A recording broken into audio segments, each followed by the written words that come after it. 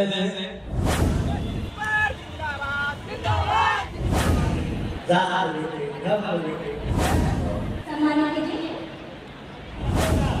जो काम रहेगा कि सोचने धन्यवाद देना चाहता हूं जिन्होंने इतना बड़ा मुहिम का शुरुआत एक समय किया।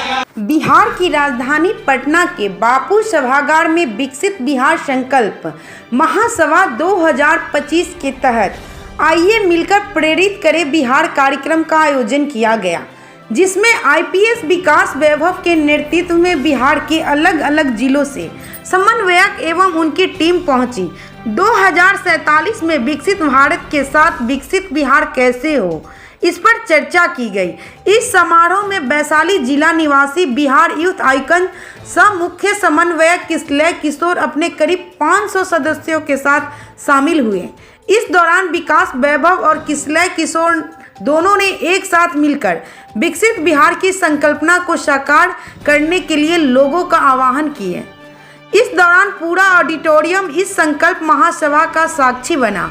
कार्यक्रम में मंच भाजपा नेता मनीष कश्यप, वरीय पत्रकार ज्ञानेश्वर, दरोगा फैक्ट्री के नाम से मशहूर गुरु रहमान सर, गोपाल नारायण सिंह समेत कई लोग पहुंचे हुए थे। कार्यक्रम में उन्होंने क्या कुछ कहा, आइए दिखाते हैं हम आपको ये पूरा वीडियो।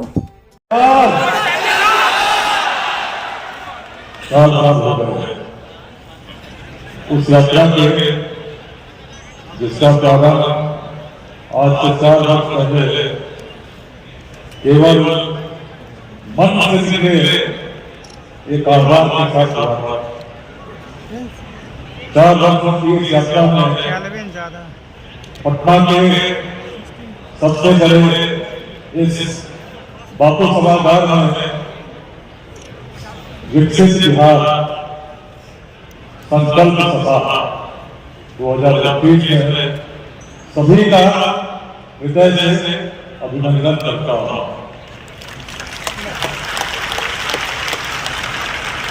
मंच पर उपस्थित पूर्व राज्यसभा सांसद और गोपाल नारायण सिंह विश्वविद्यालय के धन्यवाद देना चाहता हूं जिन्होंने इतना बड़ा मुहिम का शुरुआत एक समय किया था और आज जो है ये मुहिम जो है इतना बड़ा हो गया है। तो एक बार आप लोग विकास और कौशल के लिए ताली बजाएं। आचरण एवं व्यवहार से अपने पूर्वजों की भांति बिहार के बेहतर भविष्य के निर्माण के लिए हर संभव प्रयास।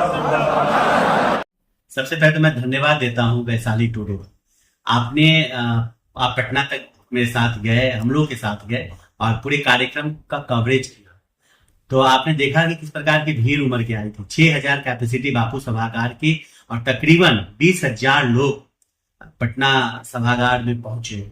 सभागार तो पूरा भर ही चुका था। सभागार के बाहर इतनी भीड़ थी कि 2 और सभागार बढ़ जाए।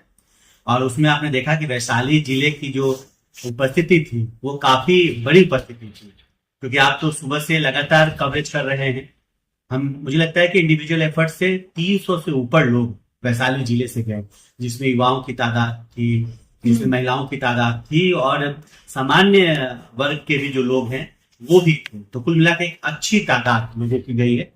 तो निश्चित रूप से जिस उद्देश्य से कार्यक्रम किया गया था उस उद्देश्य की पूर्ति हुई है और बिहार भर में एक बड़ा संदेश दिया है कि सिर्फ पॉलिटिकल पार्टियां ही, सिर्फ राजनीतिक पार्टियां ही बापू सभागार जैसे सभागार को नहीं भर नहीं सकती। इसके इतर भी सामाजिक सौहार्द को स्थापित करने वाले और सामाजिक अभियान चलाने वाले संगठन भी बापू सभागार को भरने की क्षमता रखते हैं। ये आज लेट्स इंस्पायर बिहार की टीम ने इस बात को साबित कर दिया और विकास वैभव जी के नेतृत्व में एक नई लकीर आज बिहार में खींच दी गई है।